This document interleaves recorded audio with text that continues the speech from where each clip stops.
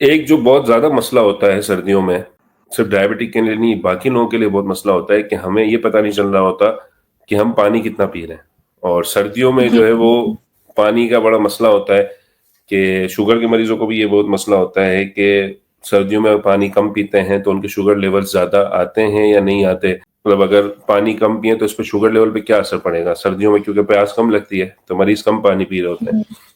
तो होता ये है कि सर्दियों में जो है बेसिकली हमारी बॉडी का टेम्परेचर जो है वो बहुत कम हुआ हुआ होता है।